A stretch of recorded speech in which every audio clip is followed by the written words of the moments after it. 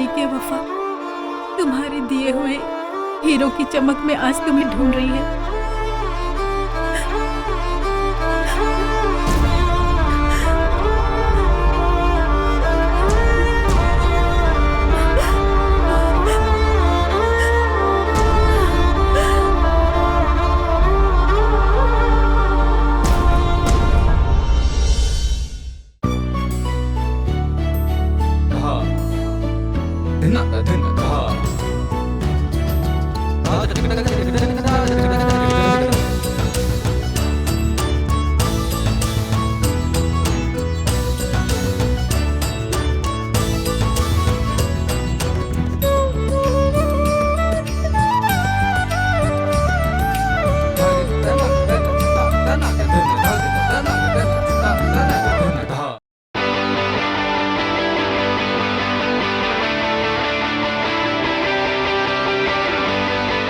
मध्य प्रदेश के मालवा इलाके में बसा मशहूर मांडू।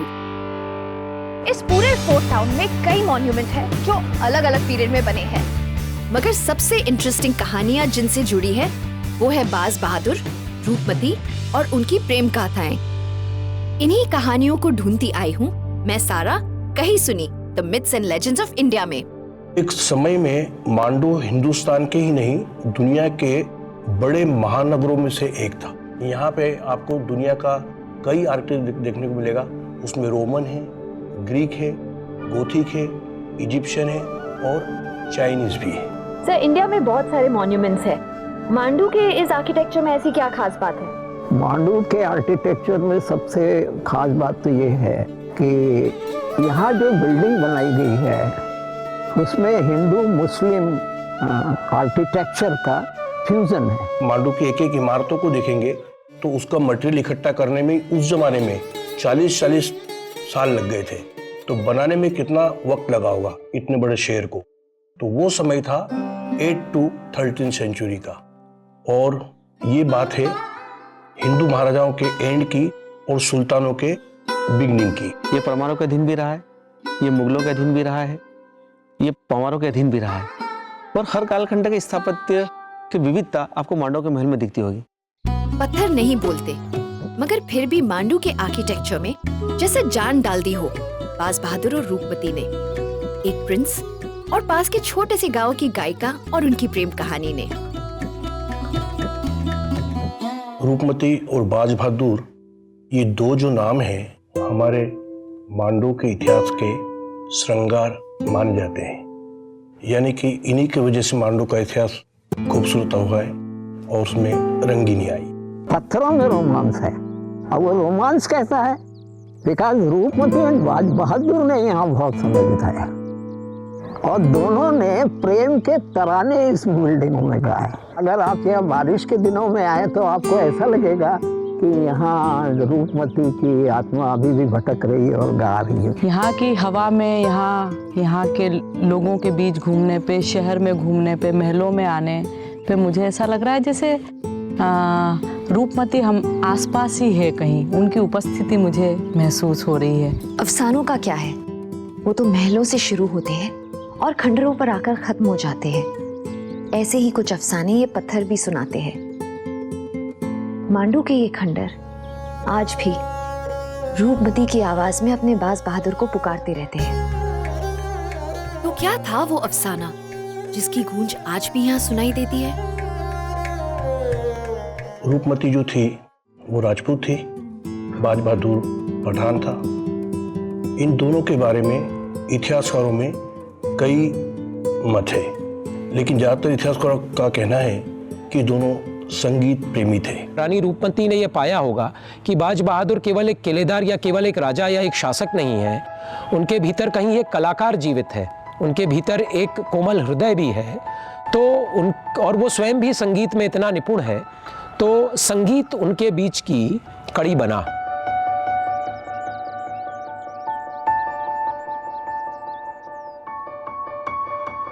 आपको आश्चर्य होगा कि हिंदुस्तान की रूपमती पहली सुंदरी थी जिसके पेंटिंग्स आपको ब्रिटिश म्यूजियम में भी मिलेंगे। यानी वो इतनी इंस्पिरेशन ब्यूटी थी कि हर पेंटर ने उसको पेंट किया। ये जो इनकी प्रेम कहानी है, ये कौन से टाइम पीरियड? ये है अकबर के पीरियड 1536-27 के आसपास की। बाज बहादुर का मांडू के आसपास के इलाकों में ख्याति थी। उनको अपने पिता से शासन मिल गया था और वो काफ़ी शराब और स्त्रियों के बीच और कविताएं लिखना और गाना ये सब करते थे इस बीच। और वो शिकारी थे, तो वो शिकार के लिए जब एक बार मांडव के पास के किन्हीं जंगलों में भटक रहे थे, सारंगपुर के जंगल के आसपास भटक रहे थे, तब वो उनको ये आवाज़ सुनाई दी जो वीणा पे कोई एक स्त्री गा रही है, और उस आवाज़ से बंधे हुए वो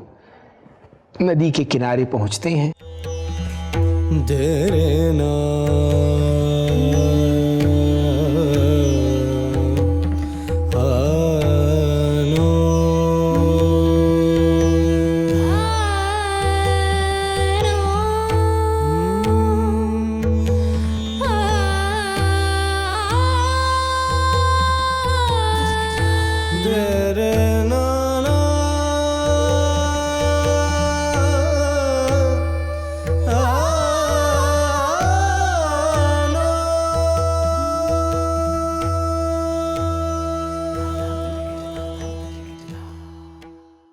जब वो देखते हैं उसको, रूपमती को, वो चमत्कृत रह जाते हैं और इतना ज्यादा प्रेम उमड़ता है उनके लिए, रूपमती के लिए उनके मन में, कि वो अपना बाकी सब भूल जाते हैं। तो दोनों का कला समन्वय पहले हुआ, दोनों कलाकार एक दूसरे से मिले, कलाकार ने कलाकार को पहचाना और उनका जो मधुर मिलन था उसका आधार, मैंने कहा ना कि रूप से ज्यादा संगीत था, परंपराएं थी।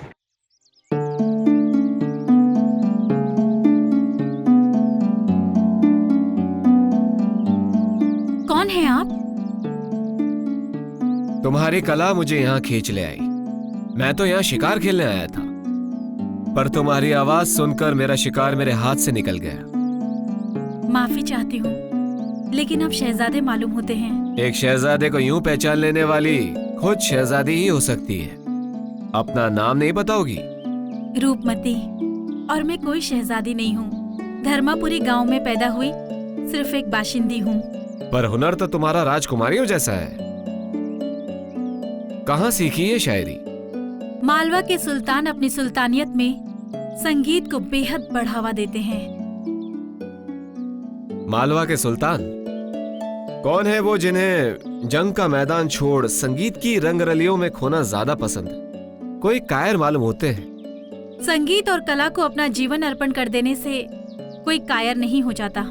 और वैसे जिन कायर की आप बात कर रहे हैं, उनका नाम तो बाज बहादुर है और वो कायर नहीं हो सकते।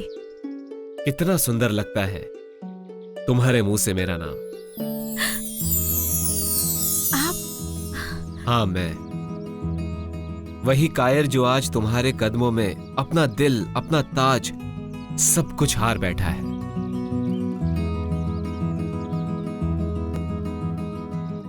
हुजूर, गुलाम को बाज बहादुर कहते हैं। कोई बोले मांडू के सुल्तान, अरे आप तो संगीत के बड़े शौकीन हैं, यहाँ से दोस्ती शुरू हुई। रूपमती भी उनकी आवाज से ही प्रेम करना उसने शुरू किया होगा। उनके आपस का जो पहला धागा है उनके प्रेम का, वो आवाज है। और मेरी दृष्टि में ये आखिरी तक आवाज ही उनको, एक दूसरे की आवाज ही उनको बांधी रखती है।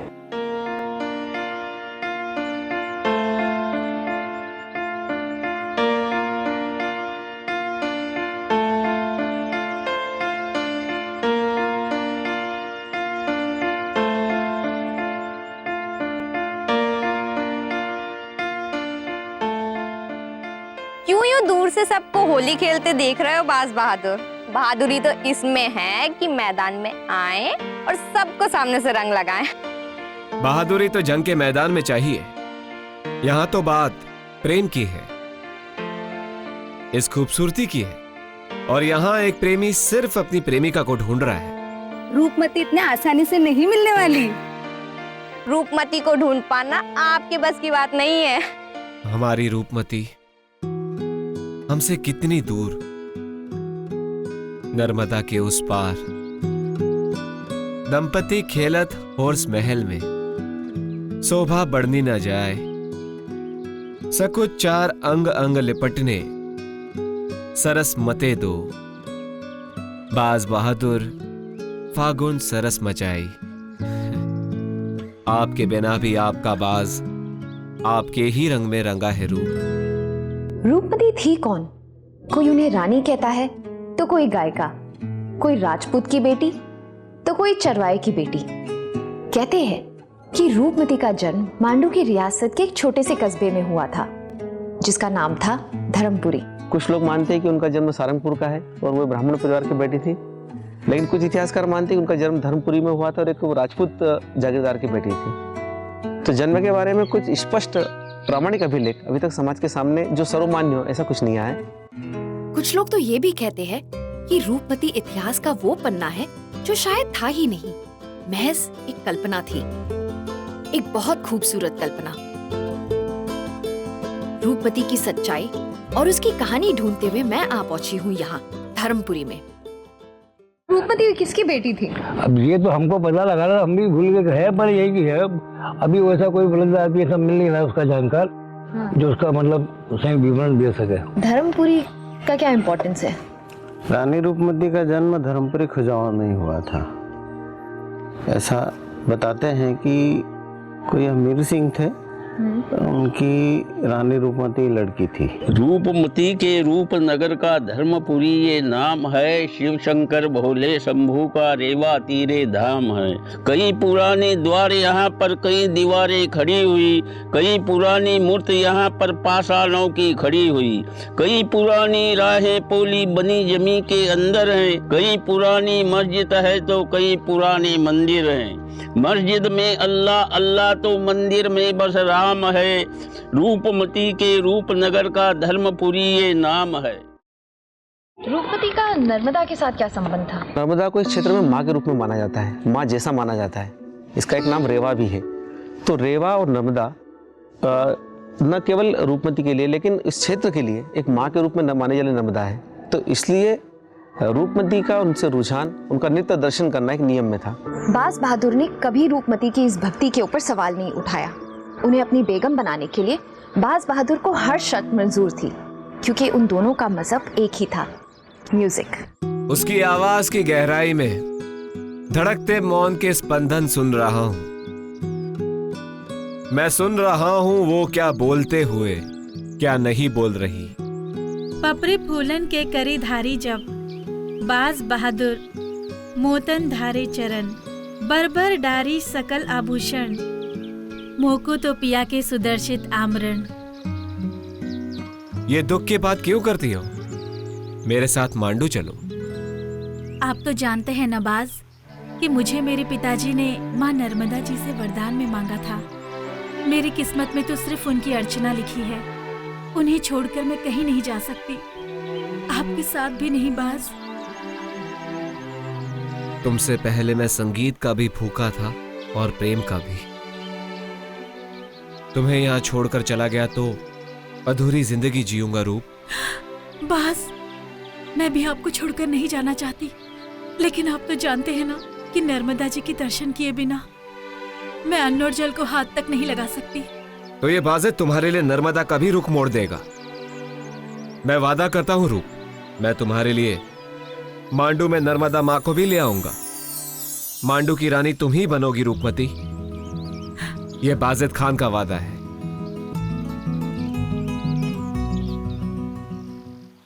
रानी रूपमती जो थी नर्मदा के असीम प्रेमी थे। जब तक नर्मदा के दर्शन नहीं करती जब तक भोजन नहीं पाती थी। रूपमती नर्मदा को देखकर ही क्यों भोजन करती थी? कि जितना पुण्य गंगा के स्नान करने में मिलता है, नर्मदा के मात्र पानी के दर्शन करने के लिए से। तो रानी बनने के पहले एक शर्त रखी थी कि वो प्रतिदिन नर्मदा का दर्शन करना चाहेंगी, और इसी नाते रूपमती बाज बहादुर इस बात से भली भांति परिचित थे कि उनके किले के एक परकोटे से, जिसे आज रूपमती मंडप कहते हैं, नर्मदा को का सुबह सुबह की धूप में दर्शन किया जा सकता है। अंग अंग लिपट लिपट जाए। शहजादे, फागुन की हवाओं में ही संगीत बसता है। सुनना चाहेंगे हमारी नई कविता? शहजादे, आपके अब्बा हुजूर ने आपकी शायरी और शौक दोनों को मंजूरी दी है, लेकिन ये वक्त शायराना नहीं है। अकबर की फौजें मालवा के रास्ते निकल पड़ी है। अकबर? वो हमसे क्या चाहता है?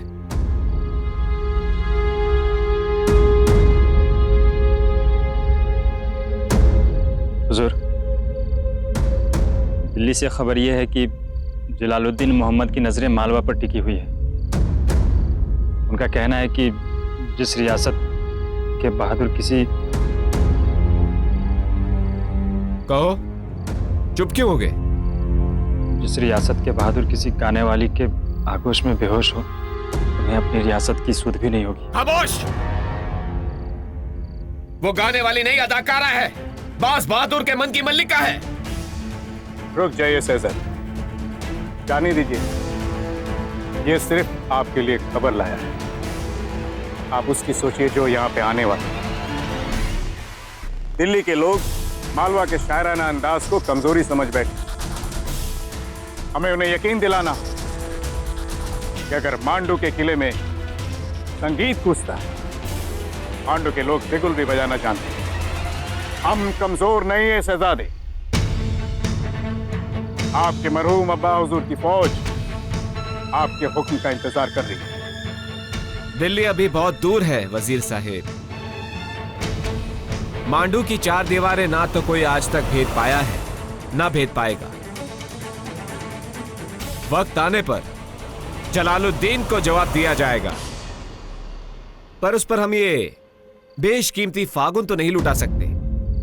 जाइए, हमने आपसे कहा था रूपमती के नर्मदा दर्शन के लिए किले में नर्मदा को खींच ले आइए। जाइए।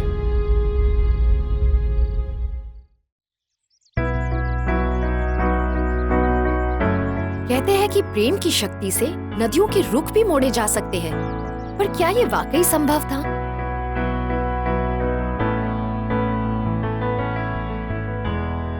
या फिर नदी को मोड़कर उसकी बदली दिशा देखने के लिए मचान बनवा देना बाज और रूपमती की कहानी का एक ऐसा हिस्सा है जो आज भी उसे एक अमर प्रेम कहानी की तरह जीवित रखता है।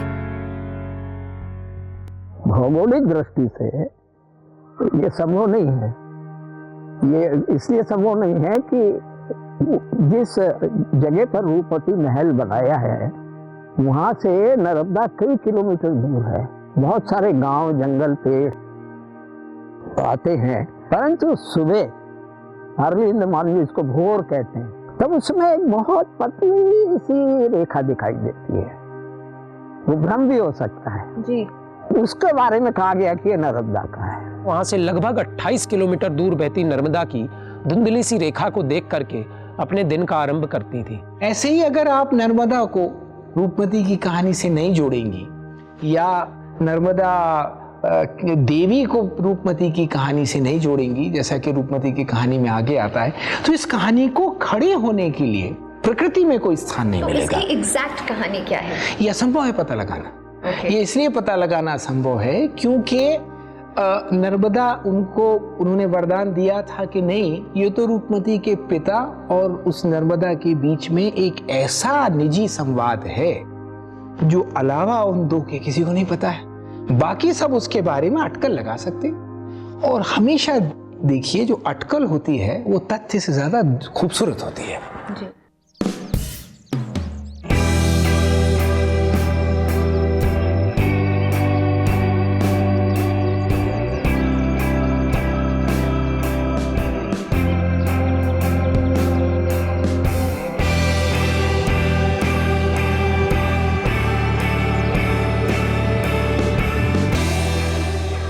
ये वॉच टावर बाज बहादुर ने रूपमती के लिए बनवाया। नर्मदा के दर्शन उन्हें दिन में तो हो जाते थे, मगर रात को यहाँ एक मशाल जलती थी और रूपमती उसी मशाल को नर्मदा का साक्षी मानकर रात को भोजन करती थी।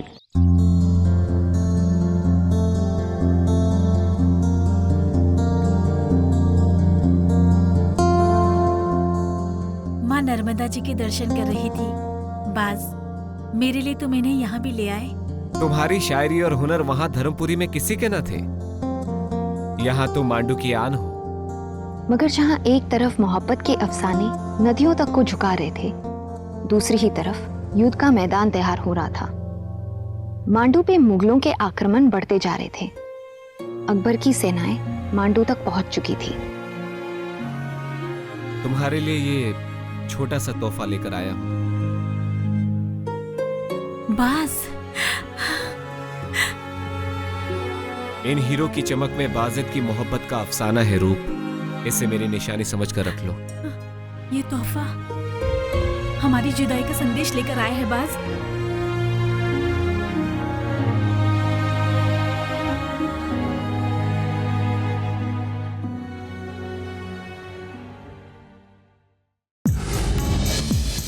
Like, share, subscribe, and click on the bell icon to never miss an update from Epic.